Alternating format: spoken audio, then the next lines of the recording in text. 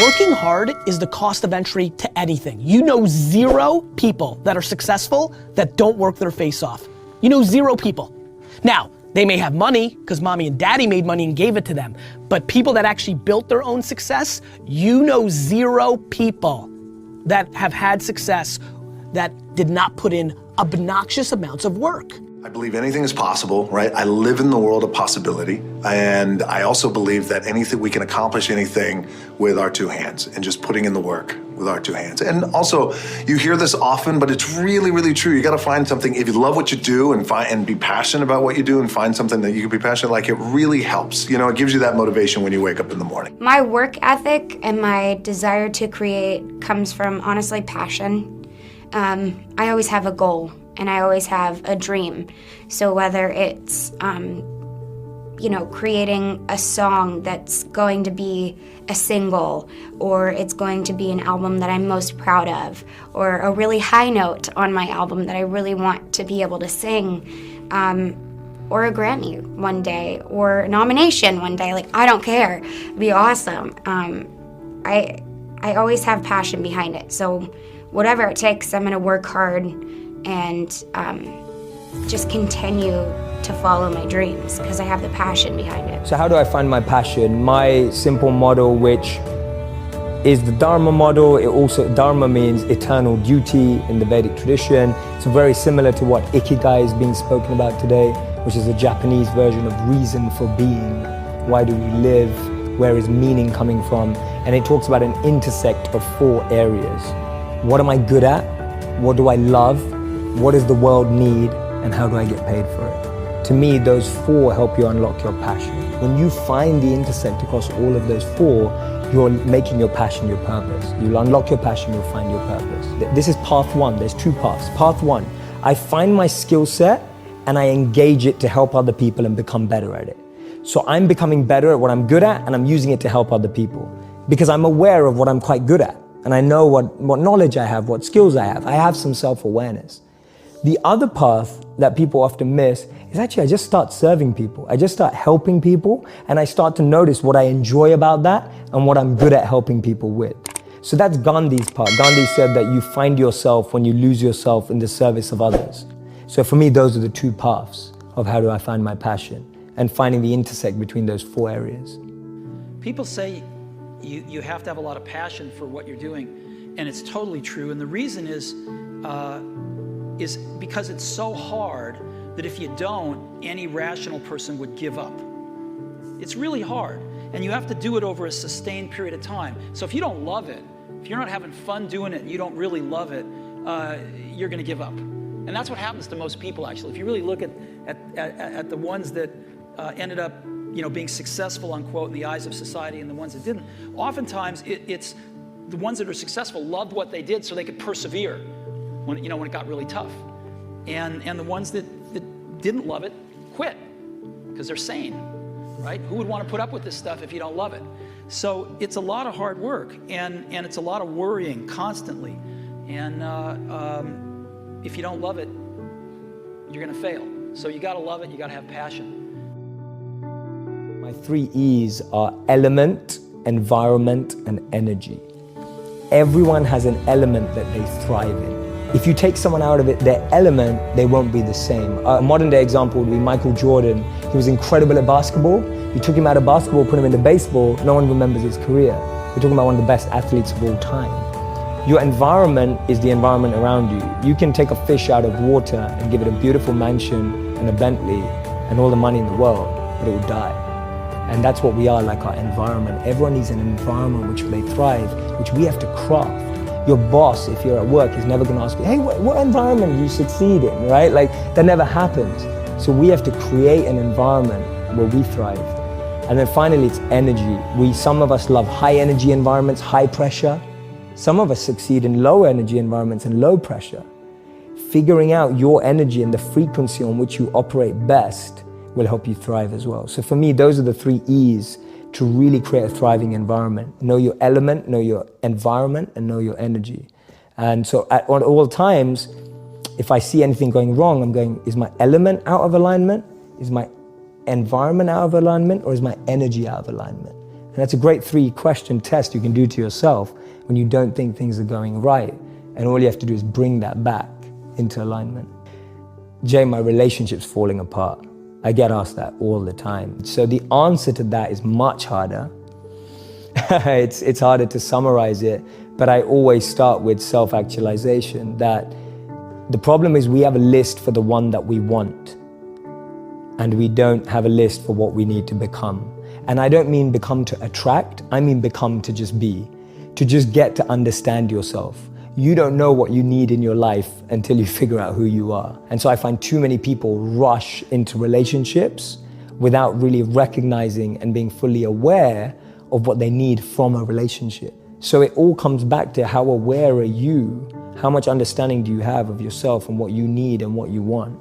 That's my best advice for a relationship in like a minute. And then the third question I mostly get asked is, Jay, what do you read? Like, what are your favorite books? Because it seems you read a lot. What are your top 3 books? They're not groundbreaking in the sense that people may not be like, oh my God, that's the best book I've ever read. For me, they changed my life. So that's where I'm coming at a point from.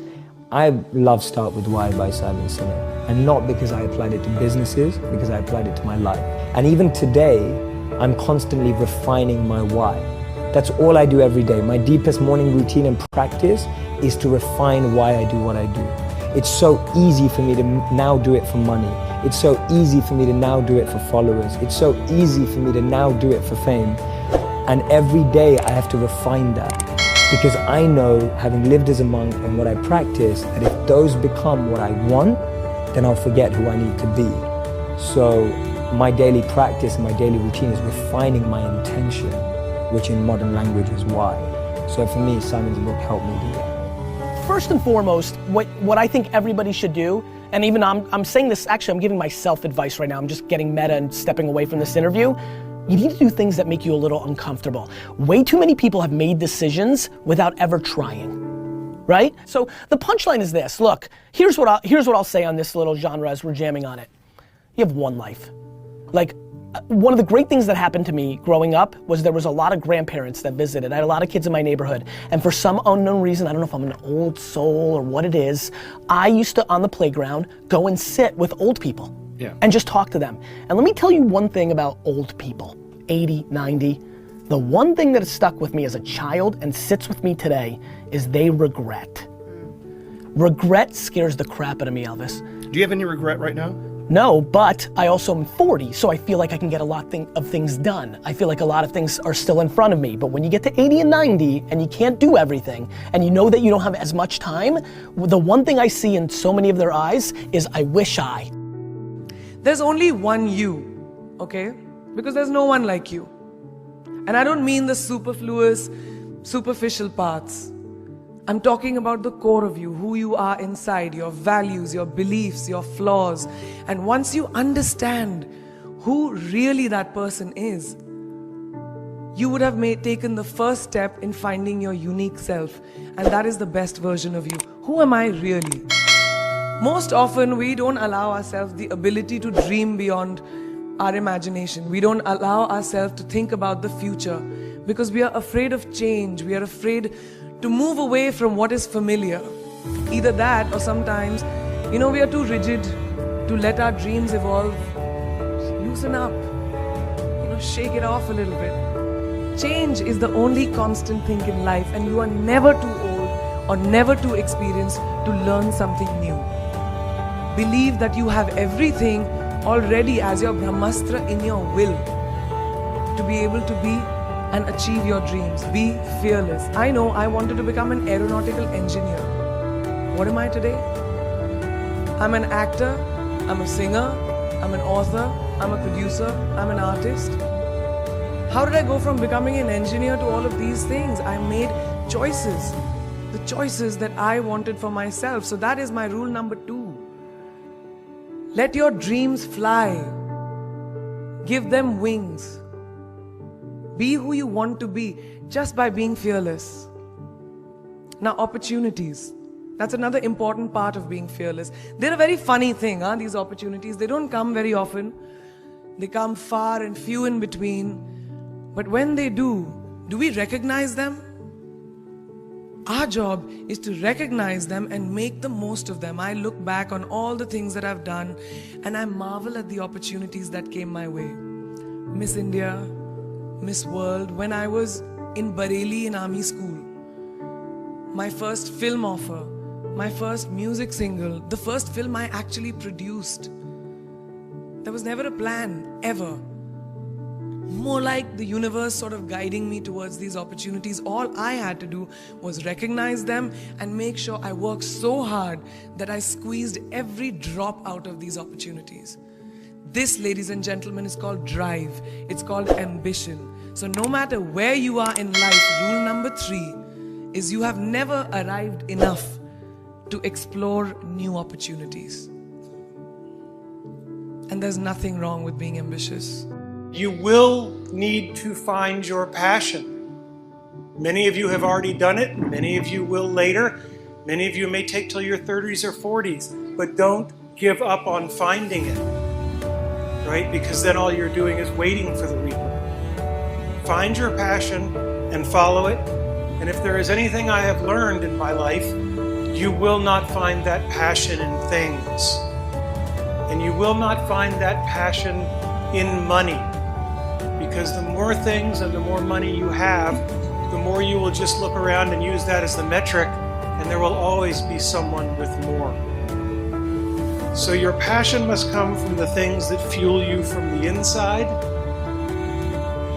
And honors and awards are nice things, but only to the extent that they regard the real respect from your peers.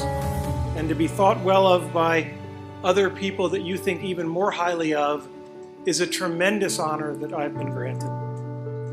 Find your passion, and in my experience, no matter what you do at work or what you do in official settings, that passion will be grounded in people, and it will be grounded in the relationships you have with people and what they think of you when your time comes. And if you can gain the respect of those around you, and the passion and true love, and I've said this before, but I waited till 39 to get married because I had to wait that long to find someone where her happiness was more important than mine. And if nothing else, I hope that all of you can find that kind of passion and that kind of love in your life.